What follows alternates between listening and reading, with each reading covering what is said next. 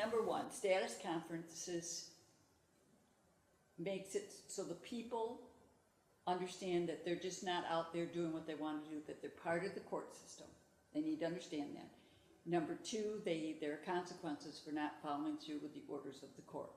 But number three, to see their support out for them. You know, a lot of times, I had a lady this morning that graduated from mental health court 15 years ago, and she's been on her medication for all that time. And I remember her all these years later because in mental health court I see him every week.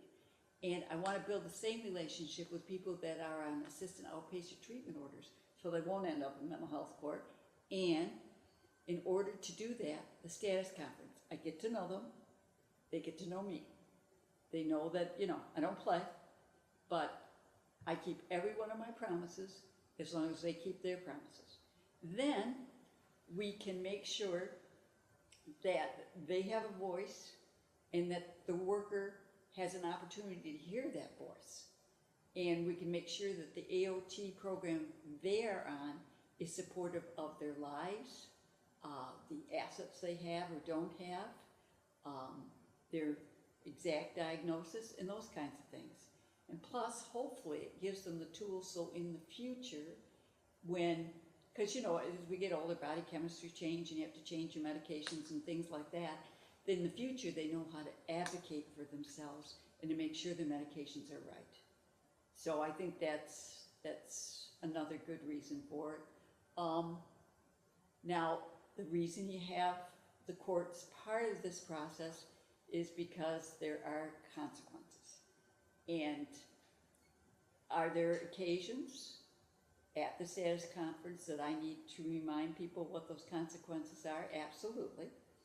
And I've found over time that people are more motivated to stay on their medications and do what the AOT order says. They're more motivated to do that if I take hospitalization off the table. I say, you got to do it or you're going to end up in the hospital. They are more motivated by that than they are when I say to people, mental health court, jail or prison. They do not want to go, and I think they'd rather go to jail or prison sometimes than the hospital.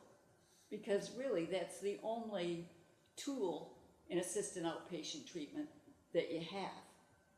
But once they understand that what they promised to do and they got to cooperate, most of them, and then too, you get to tell them you're proud of them. I had in court today, I had this gentleman, and his sister filed for guardianship on him, but he, a couple weeks ago, I called his doctor, which is very rare. I did that because the doctor actually filed a petition to stop in order for involuntary treatment that was in effect for another 6 months. He filed a petition to stop it because the guy was doing so well, he didn't need to have that order. Now that's really good.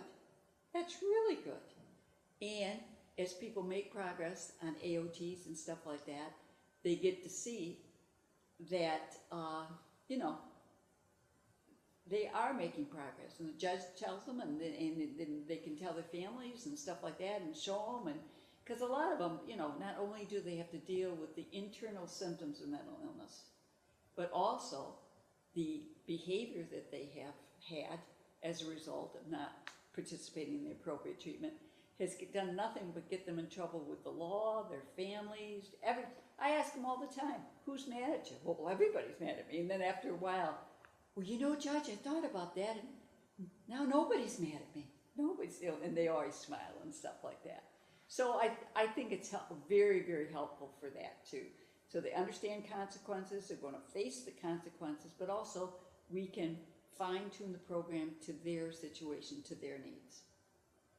I think, I know, judges who deal with this population want to have some kind of success. It's no fun in just putting people, you know, in the hospital, sending them to the very few big-time hospitals for mental health treatment, and usually it's after they've gotten trouble, big trouble, felonies, that kind of stuff. I mean, there's no positive feedback.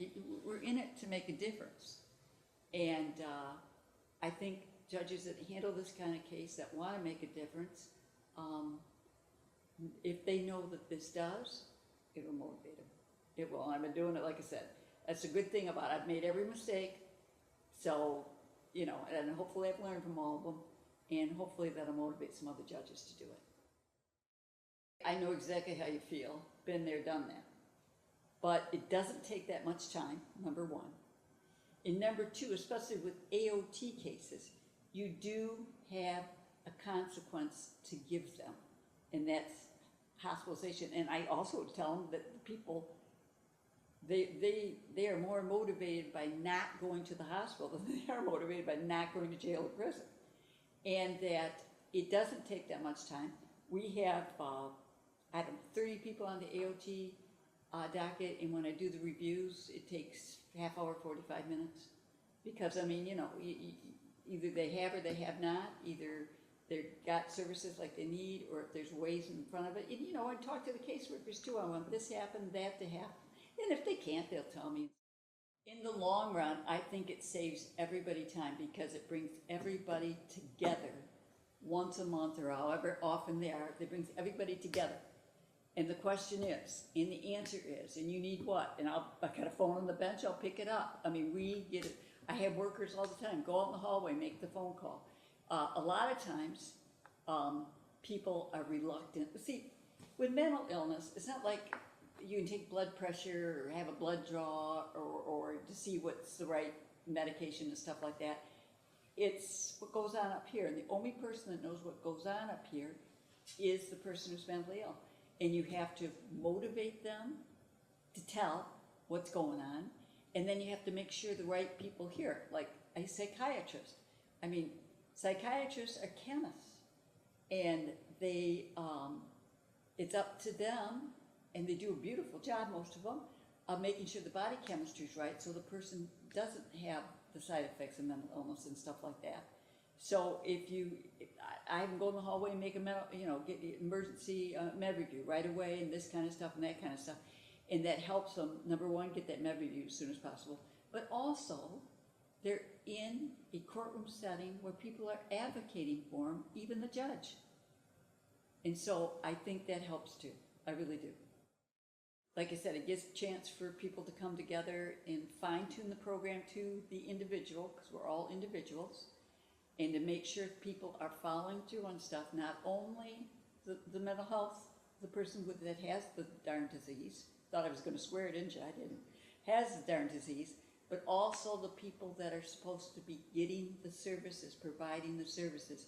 So I think it's really beneficial to make that happen, because this is like the final step before, for most of them, before they go down the other paths that we're all tired of seeing them go down. So I think that's the main reason.